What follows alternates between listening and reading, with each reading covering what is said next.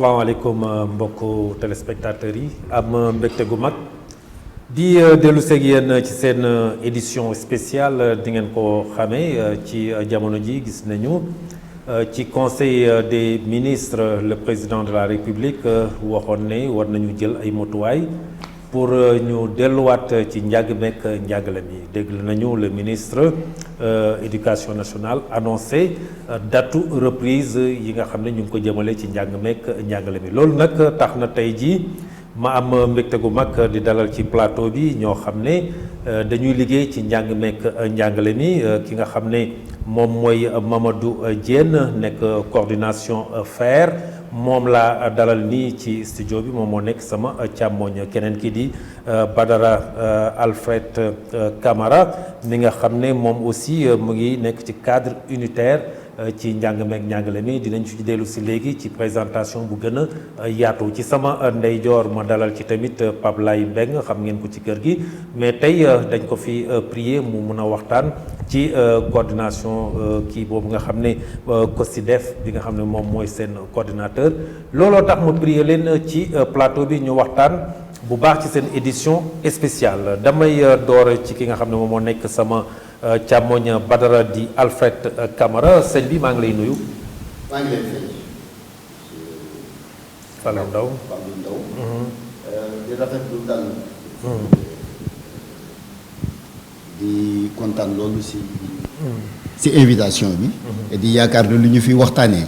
dina jëriñ askan bi. jëriñ système bi. jëriñ aussi suñu population bi incha allah. yow yaa jiite cadre unitaire pour la qualité et l'équité de l'éducation et de la formation. waaw jërëjëf ñu gën koo xam ci QUEF. waaw donc c'est Badara Di Alfred Camara, secrétaire général du QUEF, le cadre unitaire pour la qualité et l'équité dans l'éducation et la formation, qui est aussi membre du G20, il faut le dire. Et je suis aussi directeur d'école dans Thiès département. Donc ma nekk peut-être si biir système boo xam ne lu ñuy waxtaanee. dama si xuus ba si biir. ñu war si mën a donc échanger. da nga ci takk ripp daal comme ni ñu ki nekk sama ndeyjoor moom mooy xam ngeen ko muy Pape Laye Mbeng Pape Laye yow yaay coordinateur COSYDEF. waaw maa ngi lay nuyu bu baax sëñ Fallou vraiment di rafetlu bu baax. sa plateau bi ak invitation bi ak sa invité yi nga am tey nga am sa mbaax boole ñu ci tey donc ñu koy rafetlu lu baax COSYDEF boo ko déggee mu ngi tekki coalition des organisations en synergie pour la défense de l'école publique maanaam lëkkaloo bi nga xam ni ay kuréel ñoo ko lëkkaloo maanaam lépp nag jëm ci vraiment fexe ba nga xam ni suñu école publique bi nga xam ni moom la ñu am mu nekk école boo xam ni vraiment bu mucc ayib lay doon. man nag ma nekk mu nekk une organisation boo xam ni dafa présente au niveau national. man nag ma am wax dëgg yàlla man may diriger. coordonner en tout cas au niveau régional. COSYDEF boobu. may wax ni que ñun société civile lañu bokk. suñu rôle mooy rôle d'alerte et de veille. mais aussi le rôle d'intermédiation xam ne loolu yëpp peut-être ci biir waxtaan bi dina gën a leeraale waaw mais loolu ci tey jii ci loolu laa fi toogee. looloo tax ma prier la fii parce que yow da nga ñaarale. yow mun nga waxal njàngalekat yi. mun nga waxal parents d'élèves yi. mun nga waxal ñëpp parce que yow ci défense kii bi rek nga nekk. absolument jërëjëf dinañ dellu si léegi keneen ci muy Mamadou Diène yow nag yaay coordinateur national bu FAIRE. waaw sëñ Fallou maa ngi lay nuyu di nuyu aussi mbokku sénégalais mbokku Thiessois te du am kontaan bu am solo ci invitation bi nga xamante ni invité nga ma modeste personne. oui ma jiite au niveau national structure bi ñuy tudd nii FAIRE fédération des enseignants et éducateurs pour la république nekk structure boo nga xamante ni ña ci nekk ay jàngalkat lañ catégorie yëpp. préscolaire lu commencé ba ci université boole ci nag ay inspecteurs de l'éducation ay IEF rawatina aussi formateurs ak les facilitateurs à l'alphabétisation les éducateurs de manière générale donc lu ñu ñor te ñu gëm ko mooy que ne que réew mënul dem tant que amul éducation de qualité réew mënul dem tant que fonk ñu li nga xamante ne que mooy éducation. Donc exclusivement nous sommes au service de l'école publique sénégalaise qui est tout simplement notre outil de travail. kon gis ngeen ko su ngeen xoolee plateau bi gis ngeen ne ñi ñu fi prier ñu war a mën a wax ci njàng meek njàngale mi lañu ki may yam sax ci moom muy Mamadou Diène ndax dégg ngeen sigle bi fer moom dafa mel ni weñ loo xam ne dafa war a dëgër te comme yéen ci intérêt école bi yëpp ngeen nekk jamono ji nag xam ngeen ko ñu ngi ci période boo xam ne période bu xaw a jafe la muy feebar bi ñu tuddee Covid 19 nekk ci àddina wërngal këpp rawatina ci biir Sénégal suñu gisee ñi ñu koy jàngatee ak cas yi nga xam ne ñu ngi am ci biir Sénégal mun nañu jàpp ne feebar bi mu ngi ci biir réew mi njiitum réew mi nag moom ci waxtaanam xamal na ko askan wi tamit ñëpp nangul nañ ko muy feebar bi mu ngi ci dëkk bi génnu fi donc war nañoo jàng naka la ñuy mën a toogee ak feebar bi ci biir réew mi looloo tax ñoom ñu jàpp ne école bi dañ ko war a ubbiwaat ci yow laay resté école bi dañ ko war a ubbiwaat jàpp nañu ne 25 juin ci lañ ko war a ubbiwaat. waaw yéen naka ngeen jàngatee mbir mi. ñun de amuñ ci benn objection ci wàllum école ndaxte dañoo gis ni ki nga xamante ne moom mooy yor li nga xamante ni que mooy éducation réew c'est le gouvernement, c'est l'État.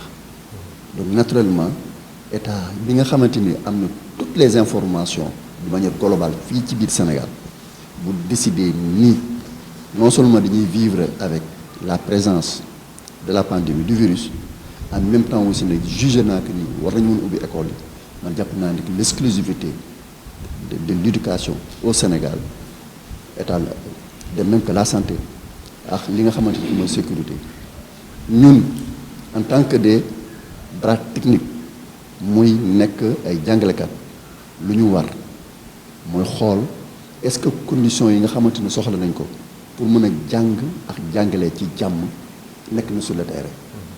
Donc on est totalement en phase avec le gouvernement ñu wax ni rek ne collectivités locales yi ne parents d'élèves yi enseignants yi organisation syndicale ak ñu nekk ci société civile ñu mën koo doon benn ba mën a atteindre l'objectif bi ñu soxla mooy xale yi jàng ci jàmm mën a passer en classe supérieure ñu mën a avancer.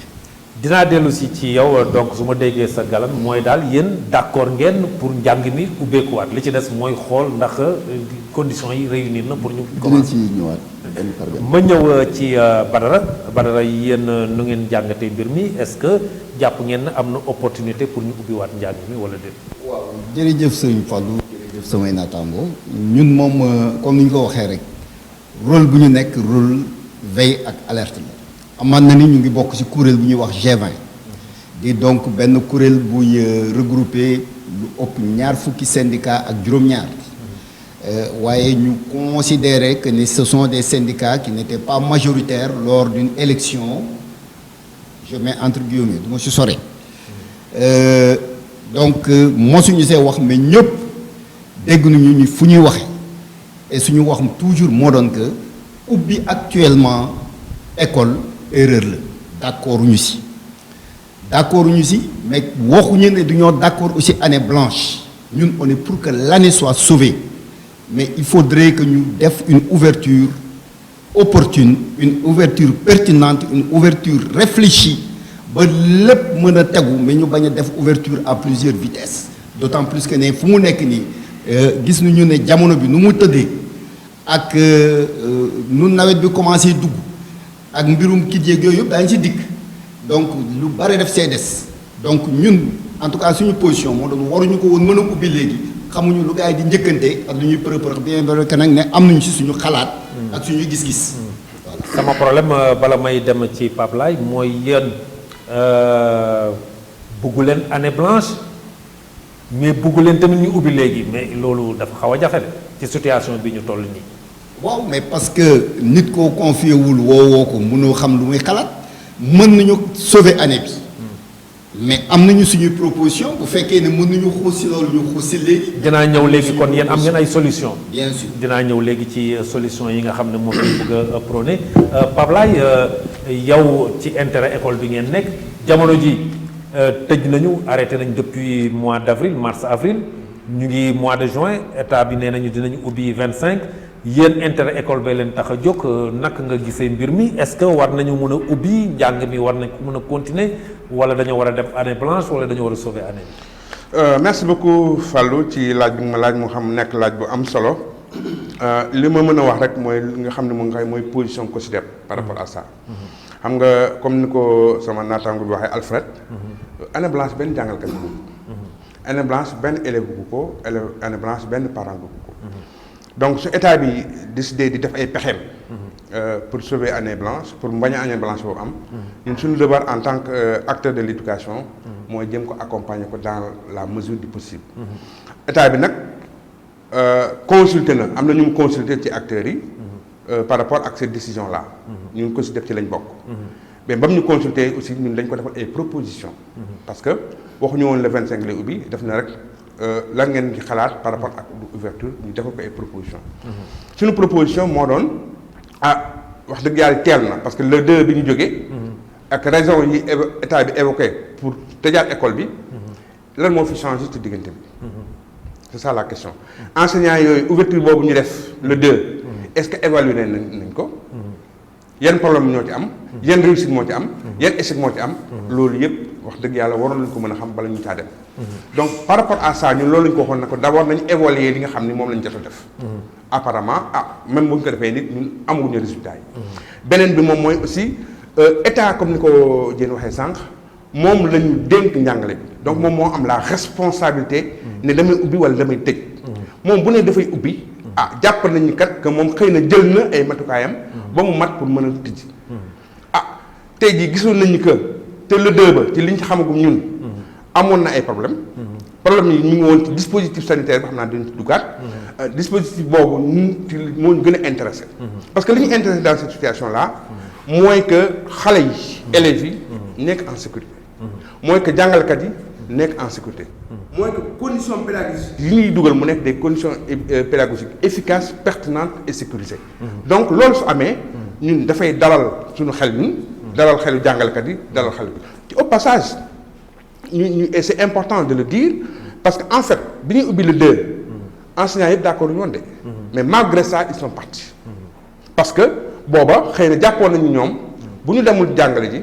xëy na opinion publique bi wala population yi dañ leen tuumaal ne leen yéen bëgg leen école bi bu année blanche ñëwee yoon la responsabilité boobu lañ ci doon bañ ci ñun li ñu comprendre. mais l'un dans l'autre il faut ñu xam ne dëkk bi ñoo ko bokk. éducation passé na foo xam ni benn nit wala benn ministère wala benn kuréel rek dafay décider.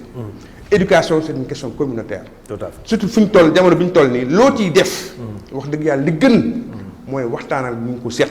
te nga bañ a boddi kenn tamit nga bañ a xeeb kenn. te ñun COSYDEP ci loolu la ñuy liggéey fexe ba nga xam ni vraiment gestion éducation nekk une gestion communautaire.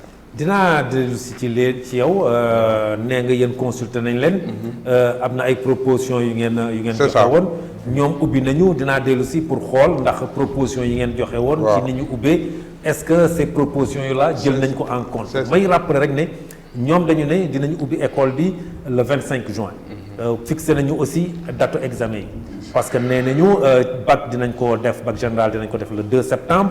BFM dinañ ko def le 14 septembre CFE le 20 août et que véritablement session de remplacement yi tamit fixé nañu seeni date mais su ma jël pay anticipé philo bi tamit ñu ngi koy def le 12 août yéen est-ce que consulté woon nañ leen yéen waa FAIRE bi ñu leen consulté est-ce que conditions yi ñu jël nii jàpp ngeen ne bàyyi nañu xel ci li ngeen leen. mais ñun consulté ñu mais comme ay acteurs de l'éducation te jàpp nañ ni bu ñu consulter ay syndicats d'enseignants.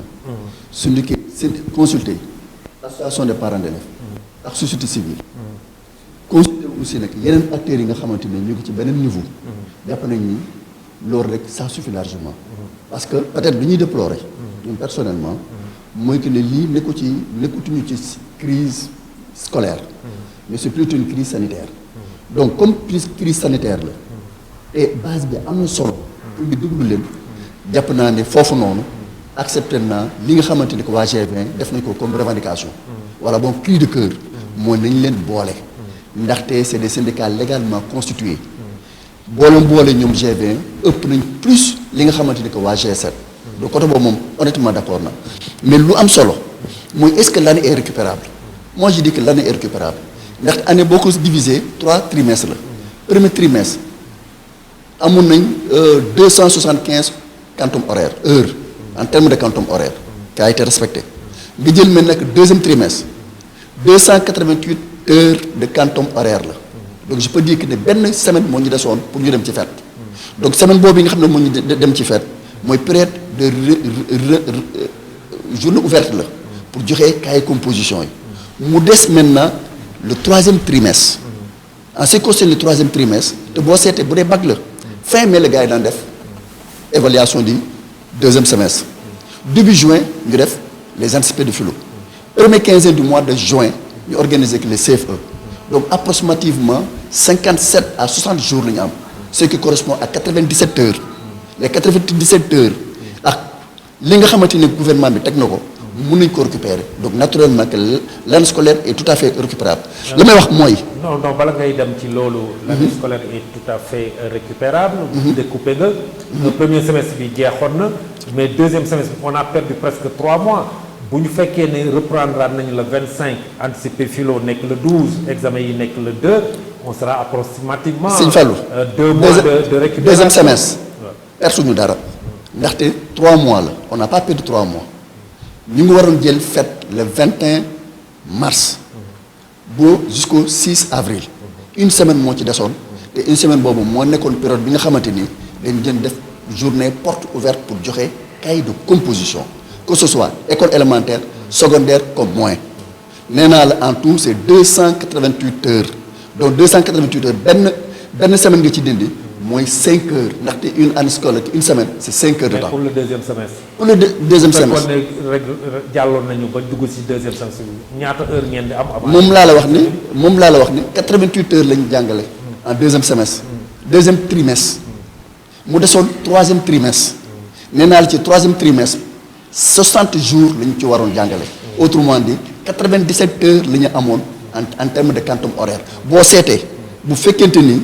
mois de mai fin mai terminal def na composition début juin def nañ anticiper on suppose que kon terminer seen. dinaa la rejoindre sa calcul boobu même su fekkee ne am na ci yoo xam ne d'accord ma ci tellement mais attends dinaa la rejoindre ci loolu mais même boo jëlee loolu soo jëlee loolu fi ñu wax ne fa la ñuy dem ci examen bac général bi j'imagine que entre temps dina am composition deuxième semestre aussi ci diggante bi moom laa la wax ni pourtant cette deuxième fin mai là non actuellement fin mai ngeen def de composition deuxième semestre temps normal non actuellement nii bu ñu reprendre le 25 juin vous aurez 25 juin juillet août septembre c'est à peu près approximativement 3 mois tout à fait ci 3 mois yooyu di ngeen ci jàngale di ngeen ci def examen deuxième semestre bi tout à fait et si on prend aussi en compte les pertes d'heures que vous allez avoir dans cette période là est-ce que c'est temps de récupération Sëñ Fallou xam nga l'enseignant c'est un vrai artiste gis nga enseignant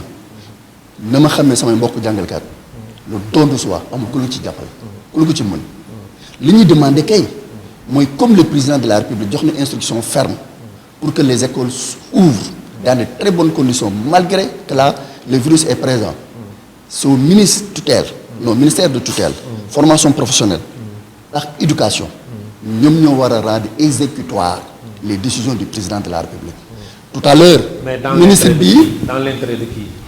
Pour l'intérêt de la communauté pour l'intérêt du Sénégal. surtout des élèves certainement. boo nee Sénégal la ñëpp a ngi ci biir ku nekk am nga intérêt pour que ñu am. mais spécifiquement les élèves. parce que les élèves yi ñoom moom njàng mi. élèves yi ñoom moom njàng mi. mais parents yi nga xamante ni connaissance li nga yaakaar. parents yi nga xamante ni dañuy injecté soxla seen doom tekki ci li nga xamante ni moo tax ñu dugal ci jàng kon am nañ ci intérêt.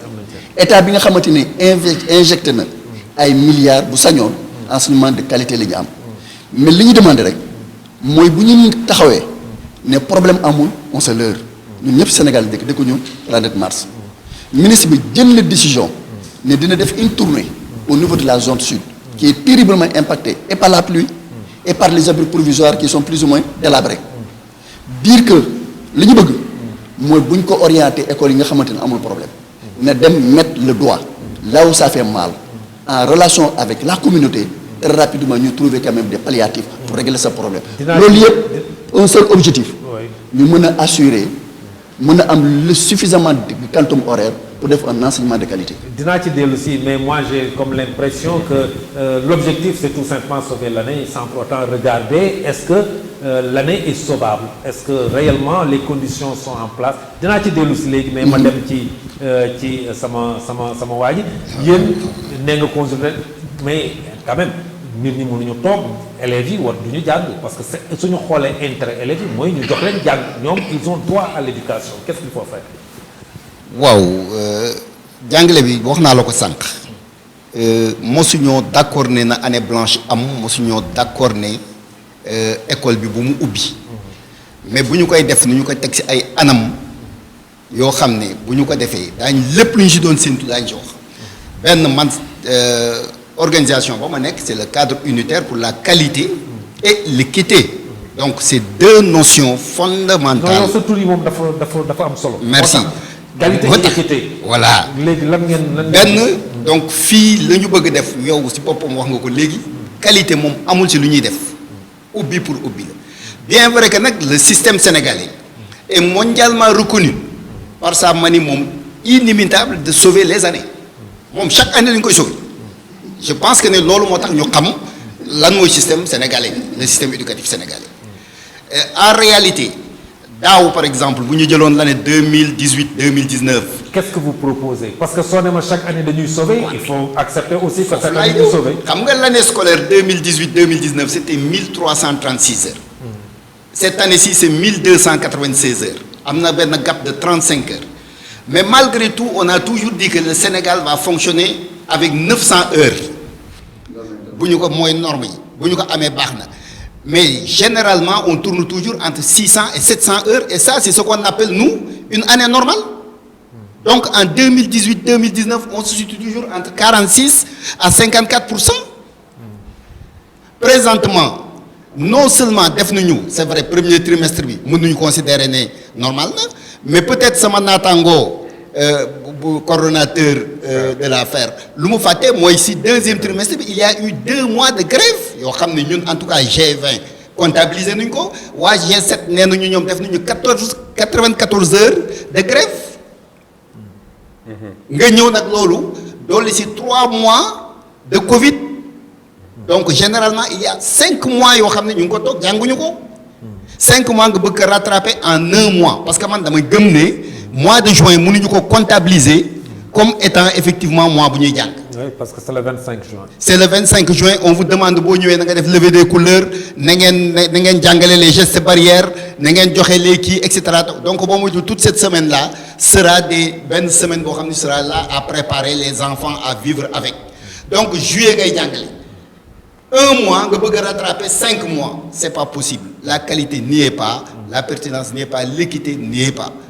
lu ñu gëmoon ñun proposé woon leen ko mooy nu ñu bàyyi ba mois de septembre le 20 septembre ñu def ouverture officielle où l'administration ak tous les enseignants seront sur place daañu mën a am benn temps de latence boo xam ne au moins daañu mettre en confiance la population parce que les enseignants seront sur place à partir du 15 jusqu'à fin septembre 14 jours yi day mat parents yi peut-être dootu ñu fa nekk naan kii am na Covid ak amul Covid le 1er octobre ñu ubbi 1er octobre boo ko ubbee foo jaar di nga defaat di nga revenir sur des notions donc on va continuer l'année du 1er octobre jusqu'en début décembre au moins en 2 mois ñu jéem a xool mais si biir vacances yi. mais 2 mois yooyu aussi est-ce que du gàtt pour récupérer. mais moom laay wax nii si biir vacances yi on a parce que nous avons fait une déclaration mais nee nañ comme les gens n'ont pas confié on a dit que les acteurs que nous avons des sommités dans ce pays.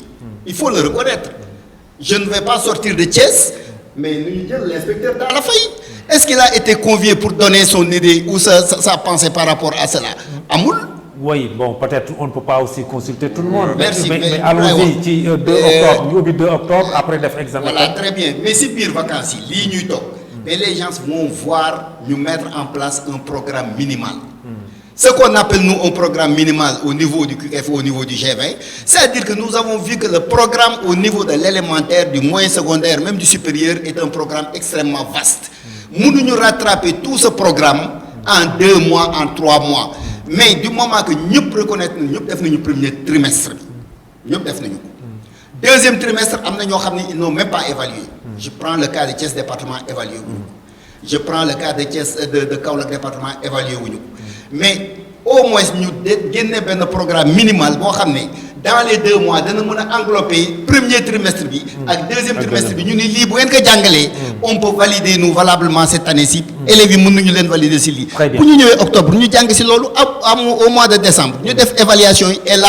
c'est pour toutes les classes. C'est pour toutes les mais classes. déjà l'équité mi ngi nekk si ñu ngi bëgg ubbi pour ñi fàtte ne am na yeneen élèves yu fi nekk naan du ñu def ay ne loolu amul équité ubbil nañ ñenn ñi tëj ñenn ñi mais dinaa dellu si ci joxal ma ko mbir dinaa dem ci Pape Laye mais dama bëgg bala ma koy fàtte moom dafa am lu mu wax ci récupération année bi te yow da nga ne c'est récupérable mais moom indi na problème pour récupérer année bi mooy le temps perdu jàpp na ne mënu leen ko rattraper looy tontu ci loolu. Sëñ Fallou d'accord naa ne le temps perdu kenn mënu ko rattraper. man dama def une analyse froide des 3 trimestres. ba xam ni ñaata la ñu war a compenser. pour mun a am une année je dirais pas trop valide. mais acceptable. donc il ne faut pas être trop catégorique. il nous reste que 97 heures. léegi 97 heures noonu. je pense que tous les acteurs de l'éducation war nañu mën a toog waxtaan. xool ban programme minimal la ñu war a mën a teg. est-ce qu'il faut yem jàngale de lundi au samedi. nga xamante ne da nga yokk benn 5 heures de temps. ou bien est-ce qu'il faut chaque heure chaque jour. ñu def quand même au lieu de 5 heures de temps ñu def 6 heures de temps. de ce fait que dans la semaine tu auras 36 heures. n'est-ce pas. donc yooyu yëpp ay pexe la yoo xamante ne war nañ ko mën a teg. boo mën a récupérer le maximum.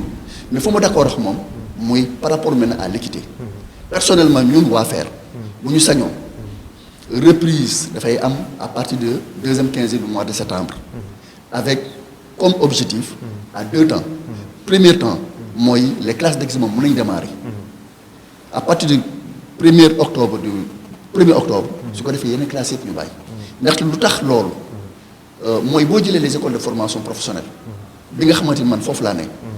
école de formation professionnelle ils n'ont rien à voir avec l'enseignement général. ndaxte 80% ou 70% de leur temps. ci pratique lañ koy def plutôt que théorie. très bien autrement dit. dinaa dellu si waat yow dama bëggoon nga réagir ci loolu autrement dit. loolu lu muy tekki mooy. ñu nekk ci classe intermédiaire. am na module yoo xam ne buñ ko gisul. war a passer en classe supérieure. catastrophe la ci ñoom parce que compétence lañu laaj mais laajuñu quand même. li ma mën a tënk daal ci seen wax yéen ñaar mooy déjà am na foo xam ne dajee ngeen fa. tout à fait mooy équité moom amul fi mu nekk nii parce que. tout à fait ubbil nañu ñële te ubbil nañu nii. tout à fait leneen li nga xam te mun naa jàpp na xaw ngeen ci daje parce que yéen da ngeen a proposé septembre ñi ouverture septembre. effectivement ñi proposé kon mooy tamit ouverture juin bi d'accord leen ci. non ouverture du juin. parce que xaw ngeen a d'accord ci ne peut-être dafa leer. xam nga ñun suñu postulat de départ. mooy loolu. mais nee naa la président bu décidé. xëy na am na tous les éléments bi tax mu décider.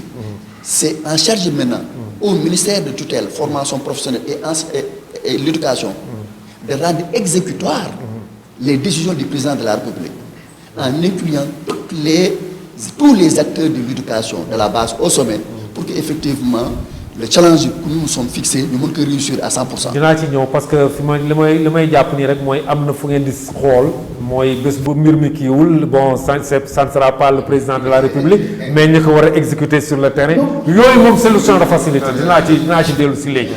Pape Laye wax naa ko léegi yow daanaka arbitre nga. ci sa li ngay diriger li ngay coordonner nii. dégg nga ñoom la ñu wax yéen lan mooy seen position fi mu nekk nii parce que su ma xoolee seen jàngat mooy 25 juin bi ci ni mu waxee nii ñoom mel na ni daal d'accord nañ ne dafa teel. wax nga le mot ñun en tant que COSYDEP bu may wax ci turu COSYDEP gis nañ ko li ñu ko gën a xamee mooy rôle d'arbitrage. entre l'État ak les autres partenaires sociaux. mais arbitrage. day tegu ci dëgg. arbitrage day tegu ci objectivité. sentiment bi ñu am. ñun sentiment bi ñu am en tant que COSYDEP mooy que jàpp nañu que ñun suñu système éducatif. ba léegi dafa am benn position boo xam ci la war a teguwul ci. ba léegi am na réew xam nga sànq ñu ngi expliquer un problème important mais on est passé très rapidement. mooy entre G20 et G7. xam nga tey jii état bi suy consulter ay nit. sur le dans le monde syndical. waa G7 lay woo. G7 comme ni nga ko déggee dañoo mooy nekk syndicat yi nga xam ni ñoom lañ jàpp ni ñoom ñoo ëpp représentativité à partir d' élection yoo xam ni boo amoon ay contestation amoon nañ coow GV soo ko déggee am na au moins 20 organisations syndicales au moins yoo xam ne ñu koy considéré donc xam nga ñoon aussi ay partenaires loo xam mënoo leen occulter ce n'est pas possible donc ñun li ñuy wax ko si d' abord mooy que d' abord nañu jël éducation teg ko ci loxo toutes les couches sociales tous les partenaires ñëpp di am ci seen mot à dire c'est important deuxièmement mooy comme ni ma ko waxee sànq ci biir loolu bu ñu ko ci tegee aussi nguur gi woote woon na ne nañu waxtaan par rapport à cette ouverture là nee naa la ñun ko si def amoon na lu ñu ko waxal comme proposition boo xam ne sorwul ñii proposition bi ñu def parce que effectivement parce que tamit dafa am loo xam ne dañ ko war a sauvegarder li ñu war a njëkk a sauvegarder mooy d'abord la santé des acteurs que mu nekk enseignant comme mu nekk élève mais entre le 2 et le 25 lan moo fi changé ci diggante bi ba nga ne yow mën nga jël mieux en charge la sécurité de ces gens là bu ñu demoon ba septembre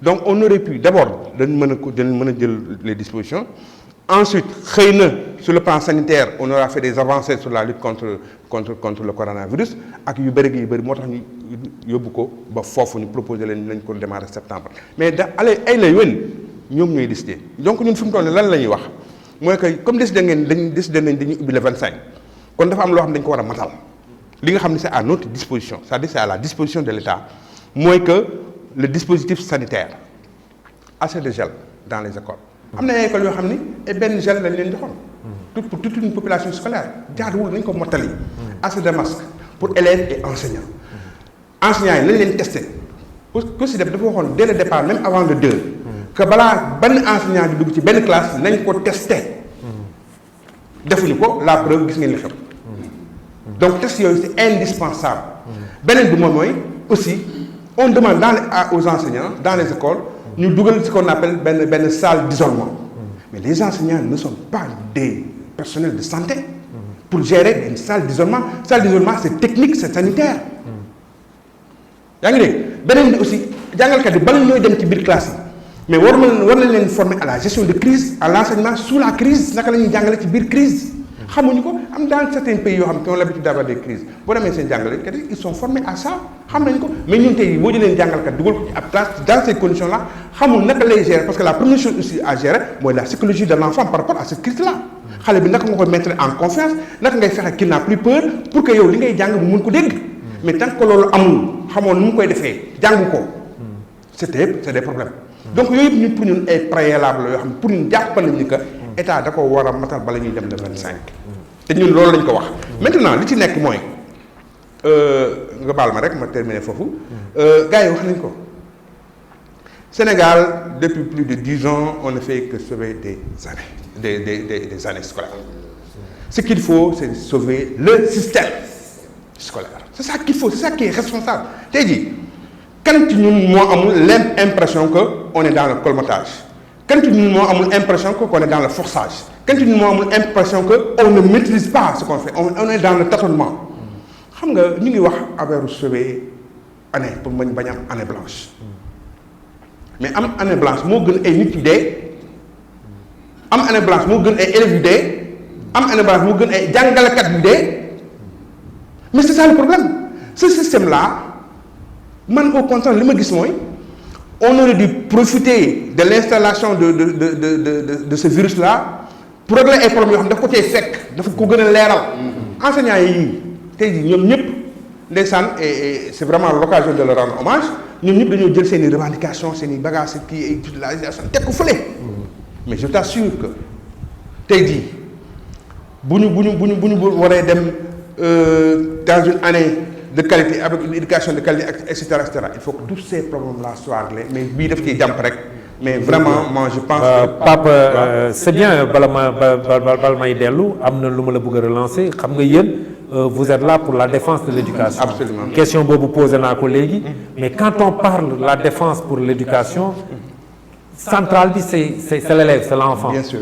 Lui il a droit à une éducation privé ko d'une éducation et puis privé ko d'une année aussi une année blanche impose ko da ngay dindi sañ-sañam ak yelleefam. Qu'est-ce qu'il faut faire dans cette situation-là wax nga mois de septembre peut-être ñu dem fa mais pour cette défense-là wax nga ko man dama jàpp ne il y a un problème réel suñ ko ubbee au mois de de septembre aussi le problème reste entier mooy même booy dem mois d'octobre dina amaat perte de temps. Non. élèves bi du am qualité d'enseignement bi nga xam ne moom la war a. ji nga sëñ Fallou aujourd'hui ku leen mën nañ def terminer année wala entamer beneen année bi sans que mu am benn perte mënta nekk ce n'est pas possible techniquement mënta nekk léegi li ci nekk faut aller vers le moindre mal. mais dafa am benn problème bu ñu posé boo xam ne posé nga ko sànq mu am solo trop pour le problème d'équité tey jii dañuy ubbi le 25 man yàlla def na semaine dernière maa ngi woon Casamance j'ai fait la Casamance j'ai traversé toute la Casamance de Ziguinchor à Vélingara jaar dans le Kolda jaar Kaffrine jaar yëpp taw bi fekk ma ci yoon bi ma xool laa surtout école yi rek laa doon xool ci yoon bi ce que j'ai constaté mooy d'abord yoon yu bëri yàqu nañu ce que j'ai constaté mooy def Casamance mooy rivière yu bëri régénéré village yu bëri dagg nañ leen c'est-à-dire maanaam c'est devenu inaccessible classe yu bëri daanu nañu loolu li ma lay wax ni de visu laa ko gis tout à fait donc ñooñu ñàkk la ñuy jàngee ce que j'ai vu en tout cas par rapport à état bi li mu wax bu mooy dans chaque IEF dans chaque IA ku constaté ne am na école bu daanu ku constaté am na classe bu daanu ku constaté am na abri provisoire na def un rapport ñu signalé ça est-ce que ça c'est une dinaa ñëwaat léegi xam nga li mu wax lu am solo la man bi ma déggee kii bi à un moment donné je me suis posé une question mooy est-ce que réellement ñi xam nañu le Sénégal moom dafay wax village yeeg yooyu mais moi je parle ville laay wax dëkk laay wax waxuma village dëkk moi j'ai fait Ziguinchor je connais bien déjà au mois d'août la ñuy wax presque toute la journée mun na journée yoo xam ne dafay taw même date yi ñu proposé nii pour les examens je me demande jour examen boobu est-ce que nit ñi sax dinañu def à l'examen parce que on peut être toute une journée sous la pluie léegi mbir mi même bu déplacé woo ci Casamance je sais que maintenant août bi même bu déplacé woo mais mois de septembre ça pleut donc situation boobu naka ngeen ko mën a appréhender mon cher Sëñ Fall noo ko gisee Sëñ Fall ñëpp xam nañ ne que les abris provisoires c'est une réalité dans notre système éducatif dëgg la si suñu système éducatif bu njëkk il y a 8 ans de cela le taux d'abri provisoire mu ngi doon tourner autour de 18%. tey ñu ngi ci à 8%. 8% yi boo ko xaymaa mu ngi tourner autour de 3678 abris provisoires inégalablement répartis propre surtout entre région de Ziguinchor région de Sédhiou région de Kolda et la région de Tambacounda ça fa la ëppee parce que bu ci ëpp mooy région de Kolda avec 33%. loolu on est d'accord que ni abri provisoire yi bëri nañ dafay impacter ci quantum horaire dafay impacter ci sécurité dafay impacter aussi ci wàllu économie ndaxte la ngay cotiser droit d'inscription moom ngay jël pour defar ay mbaar chaque année te bu yàqu tamit fa nga réparer et am na benn programme bu ñuy wax PROSAR mooy programme de réception des abris provisoires qui doit durer autour de 3 ans avec un budget de 125 milliards de francs CFA lancement bi ñu ko doon def Tamba donc je pense que ni moo waral de 2012 à nos jours ñu jóge ci de 18% à 8% en termes d'abris provisoires bu ñu lancé le programme on était à 6369 abris provisoires aujourd'hui ñu ngi si ay 3000 et quelques abris provisoires kon effort am na te les natures de abris provisoires mën na nekk beneen discussion ci yeneen anam mun duñ ci sore c'est ça am solo mon problème ce n'est même pas les abris provisoires moi je ne parle même pas en termes d'abris provisoires il y a des progrès mais dans le cadre général ñi nga xam ne nekkuñu ci abri provisoire sax ay image yi ma jot ministère la jógee ñoo ma ko envoyé un élément la xew ci des lycées des collèges comme à Kédougou le ministre décidé ne dafay dem la may ñaan mooy les services déconcentrés yi nga xam ne ñoo nekk au niveau de la Casamance nañ la yóbbu fu problème bi nekk y a des problèmes problème dañ ko war a xam traité ko jox la bonne information au président jàpp naa ni il a la bonne information en fonction de ça ñu trouver les solutions les plus définitives accélérer le processus de la suppression des abris provisoires ndaxte coow li ñu wax yëpp nawetaan ci nawet lay am les activités culturelles ci nawet lay am mais bi problème bi yëpp mooy que ni est-ce que mën a def un enseignement de qualité dans des conditions aussi catastrophiques te ñu gis ko ci image bu boobaa lu muy impacté mooy l'équité bu ñu doon wax entre écoles yi nekk Thiès Dakar ak zone boobu noonu est-ce qu'il y a pas. Mamadou moi mon problème c'est moins les abris provisoires. Je dis waxuma abri provisoire je parle en termes de ville. C'est-à-dire période bi ñuy récupérer bi ñuy ubbiwaat daf ñuy fekk en hivernage jàng mi ci biir hivernage man mooy sama problème déjà. Sëñ Fallou waxuma abri provisoire yi. Sëñ Fallou ici à Thiès même. xam nga le terrain des jours yoo xam ne. xam nga le terrain Dieu seul sait que le contexte pandémie bi. dafa am taar yu bëri yu mu feeñal. mooy suñu plateau technique ci wàllu santé suñu plateau technique ci wàllu éducation wane na ay taar def nañu fi les assises de l'éducation ba génn ci 11 décisions jàpp naa ne li bu ñu ci génnee xam nga éducation mooy secteur boo xam ne kenn war ko politiser secteur éducation bu ñu ko réglé au Sénégal et en Afrique suñu décollage dina xaw a doon jafe-jafe donc mooy won ni ngir yàlla li ma bëgg les acteurs de l'éducation rawatina que les ministères de tutelle nañ régler le problème avec de vrais chiffres lu ñuy bañ mooy ñu def statistique yoo xamante ni la ko lal ci chiffre am na lu ci des. ok xam naa dinaa dellu si waat ci yow parce que ba léegi sama attente dese na leer sama bopp mais dinaa la relancer bala may dem ci moom est-ce que vous n'avez pas l'impression que on met un peu les charrues avant les bœufs aussi parce que su ma déggee ñu ne bon il y a un décret qui va sortir alors qu'on a déjà fixé les examens est-ce que ça aussi c'est pas mettre un peu les charrues avant les bœufs parce que décret bi découpé woon année scolaire bi jeex na day jeex. nous sommes dans un monde de vitesse. contexte bi nii contexte coronavirus. war nañu mën a jël des décisions mais des décisions pertinentes. pour avancer. nee naa la que ci njëlbeen. gars yi ils sont consultés. ñi ñu war a waxtaan yëpp waxtaan nañ. probablement mën nañ ne waxtaan du G20. donte nag consultation avec les syndicats. c'est une convention boo xamante ne OIT moo ko signé. n'est-ce pas convention 98. non je vous parlais en termes d'année scolaire. année scolaire. année scolaire parce que vous savez man dama ci sama xalaat mu gàtt li tax au Sénégal toujours ñuy terminer année scolaire bi ay fin juillet c'est parce que dañu sóoraale hivernage bi. tout à fait que Sénégal au mois de juillet août day taw personne kenn mënatul def leneen moo tax ñu fixé ko foofu di ko fa jàpp ba ñu juddoo ba léegi ñun loolu la ñu xam su fekkee ne dañ ko war a changer waat déjà le problème. il y a des incertitudes. il y a des incertitudes on est tout à fait d'accord. c'est un problème il y a des incertitudes. mais ce qui va nous juger c'est effectivement le terrain parce que le terrain c'est le meilleur des juges. et pour l'équité bala may dem ci kii. mais l'équité bi wax naa la ko xam nga équité weesuwul. non xaaral ba ma jëm fu ma jëm ni bu ñu ubbee année scolaire au Sénégal il y a une manière d'organiser les examens. CFEE sax dina am épreuve physique éducation physique. BFM dina am les épreuves physiques du BFM. bac dina am les épreuves physiques du bac.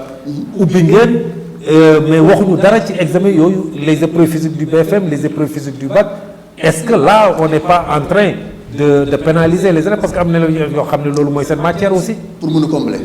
waaw d'accord naa yow. y a des difficultés réelles ci système bi. contexte bi ñu nekk nii. bëgg organiser les examens c'est des risques yoo xamante ni. gouvernement bi avec tous les acteurs ñu ngi koy jël. enseignants yi n'ont pas le choix. c'est des bras techniques de l'État. ils sont obligés d'aller sur le terrain dem jàngale. mais nee naa la gàccee newul nga commencer dara nga am ci problème nga reculer pour xool noo koy rectifier. sama problème Mamadou xam nga moi quand j'ai des syndicalistes des gens yoo xam ne ils défendent le système éducatif question yi may jot dama leen koy laaj. tout à fait xam nga les épreuves physiques j'ai reçu des interpellations dans ce sens. effectivement épreuves physiques yi c'est une épreuve obligatoire. tout à fait. épreuve obligatoire xam nga obligatoire du facultatif. obligatoire dans ces examens on n'a pas fixé ces examens là. est-ce que on n'est pas en train.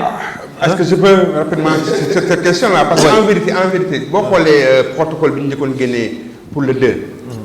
il y avait déjà des problèmes à ce niveau-là par rapport à l'éducation. effectivement c'est des questions parce que dañoo exclure éducation physique. jusqu'à présent. donc ñoom protocole bi ñu jël disons dispositif pédagogique bi boolewuñ ci benn yoon éducation physique et les gens se demandent pourquoi. parce que en vérité cours yi ñuy def dans des classes même su fekkee c'est à nombre réduit. mais def ko disons dehors moo gën a sécurisé. pour l'enfant par rapport au virus. donc personne ne comprend pourquoi on exclut l'éducation physique. alors soo ko exclure dans les cours est-ce que da nga ko exclure après dans les examens. mais c'est sûr qu'ils vont l'exclure dans les examens parce que li ñu fixé date yi. loolu moom mooy aberration ma wax la ci beneen affaire aussi. dans le cadre de rattrapage.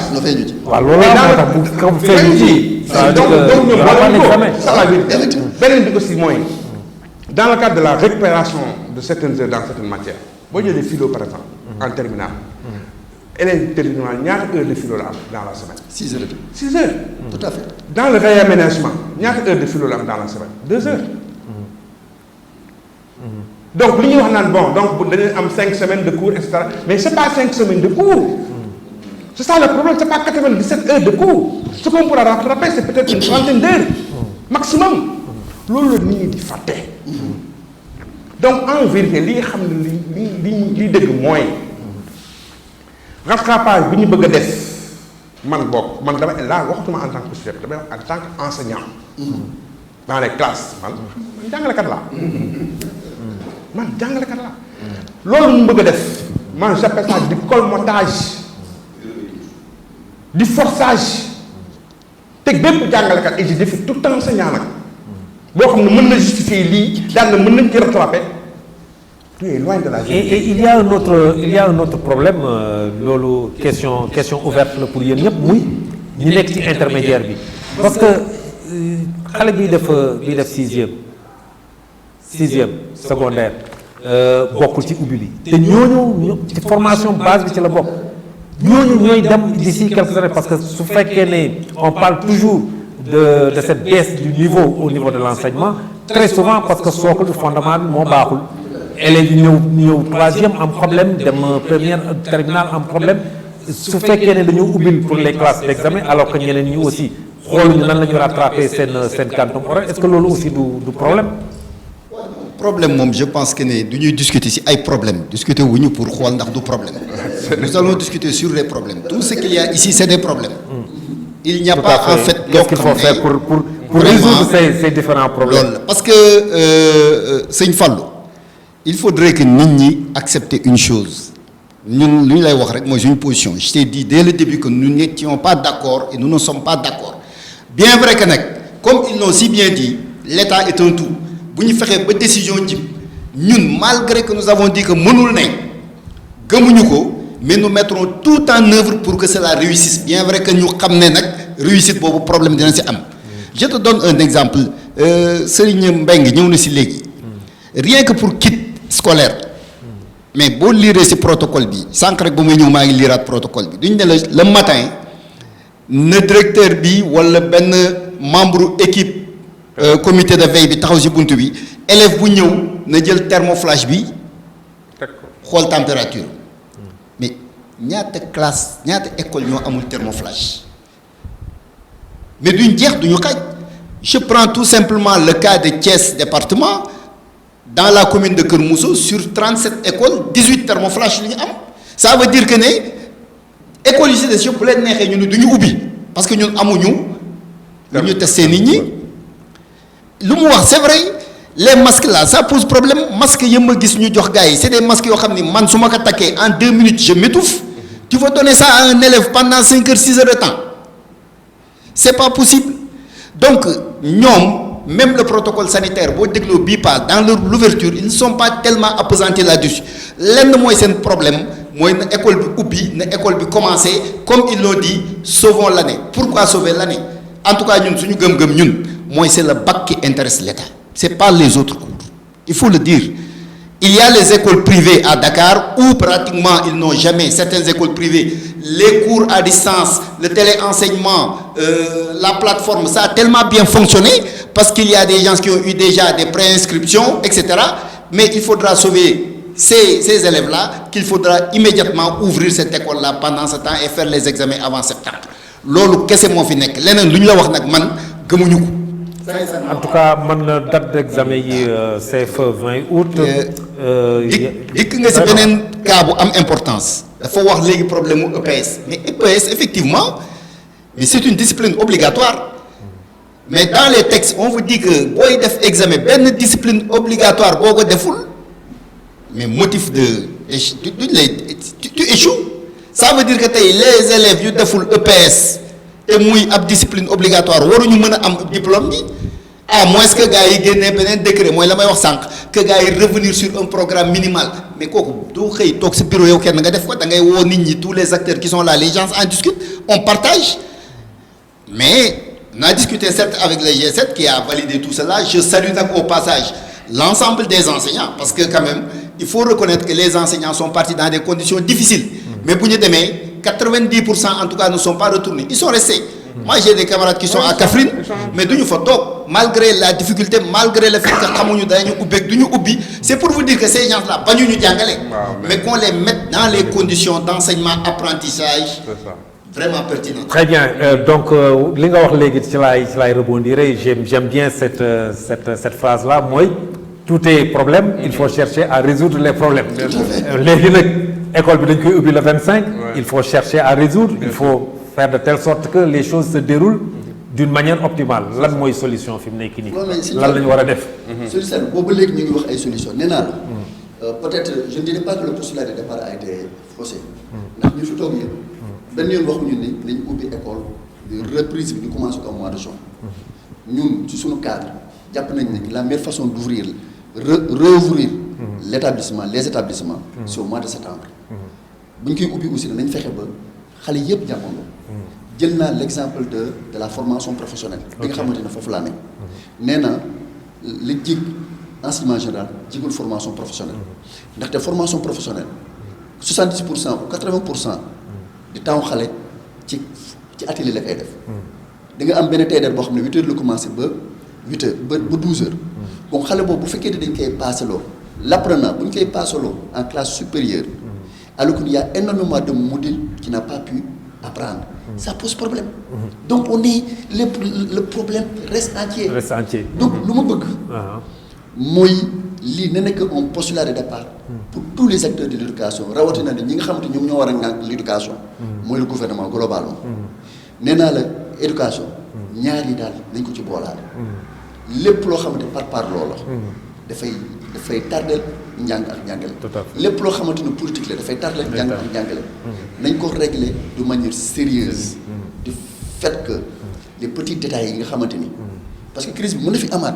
tey bu amee ban ak taxawaay lañ ci war a am moo waral une démarche inclusive participative ba ñëpp gis ci seen bopp yaakaar naa ni c'est important. mais monsieur Diène kontaan naa trop ci ni nga ko indee mais su ma déggee sa galan mooy ouverture oui il faut que nit ñi jàngi mais jàpp nga ne peut-être c'est pas trop tard que la date du 25 pour yow xaw na jege quand même il faut revoir. waaw mais xam nga lu ma wax ni actuellement. nee naa la le président. joxe na instruction à ce que ñu ubbi le 25.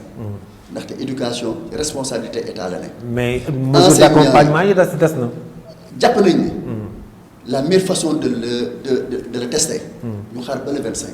enseignants yi parents d'élèves yi collectivités locales sur le terrain. dinañu mën a mais monsieur Mbengue dafa am lu mu wax lu am solo léegi. mooy bi njëkkee tenté reporté ñuy demaat le 25 est-ce qu'il y a quelque chose qui a changé. à mon avis rien n'a changé. si ndaw man su ma nekkoon ci place ministre. waaw quelles que soient les difficultés. waaw j'allais ouvrir le 2 bi nga xam ne jëloon naa. ñu am problème ñu isolé leen. mais très bien loolu laay wax c'est ça. quelle que soit la situation. c'est ce que les gens ne comprennent pas. heure yi dépassé nañu lépp bu boobaa nous allons vivre en présence du virus. mais comme situation bi demee nii. c'est ça qu'on ne comprend pas. comme situation il n'y a pas quelque chose qui a changé. léegi comme situation xëy na ñun on est super mal placé pour xam. lan moo changé ak lu changé wu. mais il faut que donc ñoom ñu expliquer le seul élément bi nga xamante ne dafa dugg. te dina rendre difficile quand même la rentrée ou la reprise. mooy le facteur pluie. mais encore une fois. le terrain c'est le meilleur des juges terrain. mooy le meilleur baromètre.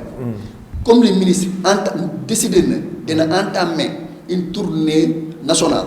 pour voir du visu. les situations yi nga xamante ne des réalités. li ñu bëgg rek mooy bu fay dem.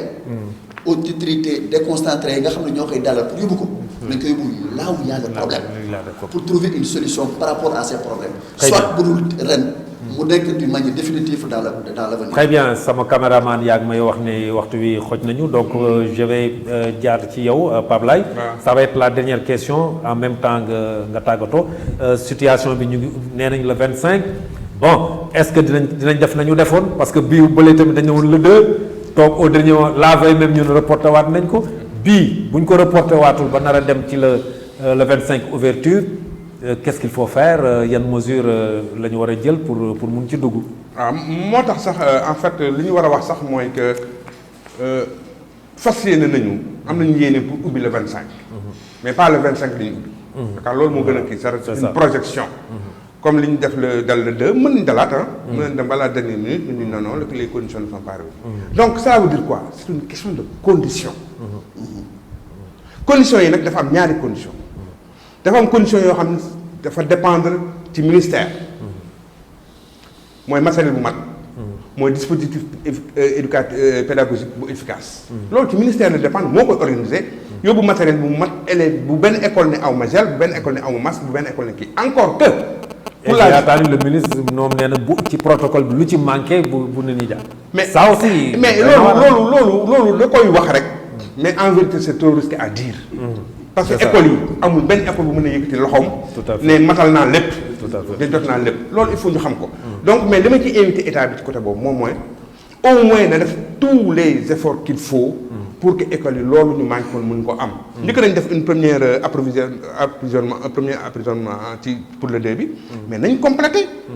bu ñu complété ba pare léegi nag dafa am beneen loo xam ni mais dépendul ci ministère. xam nga mooy leen mooy feebar bi. mais Pape Laye mooy relance bi di ngeen ma may 2 minutes. waaw mooy feebar parce que dama jàpp ne la taxoon ñu njëkk a reporter le 2 loolu il faut pas qu'on se leurre su fekkee ne li ñuy wax ci feebar bi yëpp mu ngi ci mooy day amaat. le 25 loolu laa la bëgg a wax parce que les cas de mais day amaat. mais dafa am loo xam ne dafa am solo. kon loolu warul tax ñu reporter waat. non dafa am loo xam ne c'est-à-dire que est-ce que tey jii depuis le 2. le 2 bi ñu njëkkoon def mu avorté. ak le 25 mi est-ce que les autorités médicales se sont clairement prononcées pour dire nañu ubbi école yi parce que xam nga lu tax fii normalement fii école yi dépendre luñ ci ministère de l'éducation. la décision dépend du ministère de la santé. tout à fait moom moo war a ni en tout cas école yi conditions yi ñu nekk ren. lu ñu nekk fi mu toll nii mën na permettre ñu ubbi école ou pas. c'est ça donc mais ñooñu nañu wax. mais man li ma gis wax nañu parce que man li may non man am na lu ma gis lu ñu wax. li ma gis li ñu wax ci dernier programme xam ñoom lan la ñu wax dañ ne fi mu toll nii ñoom mënuñu garantir ni virus bi du propager wu dans le milieu scolaire bu ñu ubbee loolu la ñu wax dañu mënuñu ko garantir. bien sûr mais loolu mooy lan. loolu mooy lan avec le virus. loolu mooy concrètement parce que quand même on est dans un état de droit boo xam ne xale bi ni mu amee droit à l'éducation noonu la amee droit à la santé toi tu peux pas l'envoyer à la mort. droit à la vie. voilà mënoo ko jël même loolu s'il est plus immunisé parce qu'il est enfant mais ses parents qui vont rejoindre à la maison tu les mets dans un risque terrible. très bien mais dama ne wax naa ko sànq départ te xam naa te loolu lay tëjee nga baal ma. nga tëj moom mooy jàng baax na. mais bakkan ko gën. parce que bakkan ay jàng. quand il n'y a pas bakkan amul jàng. donc il faut que ñu bàyyi ci xel. en fin de compte pour vous l'ouverture du 25 c'est pas. non c'est très risqué pour man. très bien sëñ bi ma bàyyi la nga kii mu nekk tamit sa tàggatoo. waaw d'accord vraiment di rafetlu loolu débat bi di wax ne débat yu am solo la loo xam ne comme vous avez l'habitude de le faire à Thiès Prestige que je salue déjà au passage il faut on ferait vraiment encore beaucoup de plateaux pour mën a discuter encore sur les problèmes qui sont dans les écoles parce que l'école est un tout dama gëm ne man lii ñoo ko bokk le système éducatif sànq wax nga ci lu am solo nit ki boo demee ba ñu nekk ci benn situation anormale dañoo war a génn tout ce qui est clientélisme tout ce qui est politique tout ce qui est camaraderie pour au moins se pencher sur l'essentiel.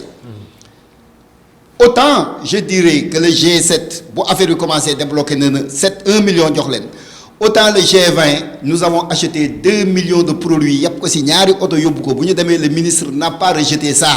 Il nous a félicité mais quand il s'agit de consulter on ne demande pas d'appeler tous les mais au moins mais nga jël ci 2 ou 3 yoo xam ne c'est un groupe 2 mën na représenter ñëpp mais au moins nga xam lan mooy avis nit ñi par rapport à cela mais il faudrait pas que yooyu di am lu ñu excuse bu ñu jëloon ne c'était par rapport à des malades mais ñu ngi nii L'Obs tey qu'est-ce qu'on dit vers une explosion de cas de coronavirus ñëpp xam nañu ne aujourd'hui les cas vont se multiplier et j'ai dit d'ici mercredi jeudi on risque de se retrouver à 200 ou 300 cas parce que tout simplement on a libéré le transport, le virus maintenant circule comme bon sang kooku mënu see ñàkk donc loolu du excuse effectivement du ñuy wax ne ñu ngi yaakaar ne daañu ubbi le 25 mais nag c'est une question à plusieurs réponses est-ce que les parents vont laisser les enfants aller à l'école? C'est une autre question. C'est une autre question bu fi nekk. waaw il faut que ñu jàng ma bàyyi la nga tàggatoo. voilà donc vraiment di merci di remercier ñëpp di la sant aussi sëñ Fallou vraiment gis naa taxawaay bi yàlla nay jàmm yàgg. amiin. Monsieur Diène. maa ngi sant le directeur PDG. mooy Doumbia nekk sama xarit aussi vraiment ñu am lu ñu bokk tamit. di remercier le monument de l'école. ki nga xamante ni que mooy doyen Mbeng samay doon lépp lu may def dinañ ci waxtaan ci lu bëri. de même que le syndicaliste bi nga xamante moo fi toog mooy Alfred Camara. Sénégal waxuma la sax Thiès. Sénégal ñëpp xam ne jàmbaara. ak taxawaay bi nga xam ne dina ko taxaw. li nga xamante ni que mooy les enseignants ci seen i dossiers et cetera di les remercier ci qualité bi. wane ne ni effectivement maîtriser nga ce dossier xam nga aussi nag li ngay wax. xam nga tamit yan réponse ngay xaar. donc di ñaan le gouvernement ne gën a yaatal. ndaxte fa la si intérêt Sénégal nag nañ boole ñëpp bañ a boddi yëpp muy benn ñaar ñun enseignants yi lu ñu war mooy bu gouvernement nekk day ubbi école nañ dem gisal sunu bopp. parce que le terrain c'est le meilleur des juges. les collectivités locales def nañ ay millions 100 millions 150 millions ci wàllum social te yaakaar naa ne de éducation moo war a nekk quand même le premier pain la première faim ak soif qu'ils mobilisent autant d'argent autant de moyens matériels financiers pour qu'effectivement reprise bi ñuy yaakaar dina am le 25 ñu mën a nekk ministre bi aussi ne yaatal te xam ni lu ne dina ko dégg mais buy dem bay xool di visu na gis là où le problème se pose ne teg sur la table ensemble les gens trouvent une solution parce que l'école aujourd'hui a changé de paradigme c'est l'école de la communauté jërëjëf maa ngi nuyu ñëpp. ma koy jaajëfal bu baax Mamadou Diène moom mooy coordinateur national de la fédération des enseignants et éducateurs pour la République ñu gën koo xam ci FAIRE ma lay jaajëfal bu baax ci ñëw bi ak disponibilité bi. Badara di Alfred Camara di secrétaire général bu cadre unitaire pour la qualité et l'équité de l'éducation et la formation ñu koy jaajëfal bu baax tamit ci ñëw bi Pablaye xam ngeen ko ci kër gi moom ci kër gi la bokk wante tey nag dama ko prié woon en tant que coordinateur régional COSYDEP muy coalition des organisations en synergie pour la défense de l'éducation de la République publique ma ko ci jaajëfal bu baax a baax di jaajëfal sama caméraman yi Malick Modou Aïcha et Cheikh Fall di leen jaajëfal bu baax yéen mbokk téléspectateurs yi tamit yaakaar naa ne déglu ngeen débat bu jaar yoon di ngeen ci mën a tirer seen conclusion ma leen di jaajëfal bu baax ci teewlu bi di leen jox dig jaajëfal ba beneen incha allah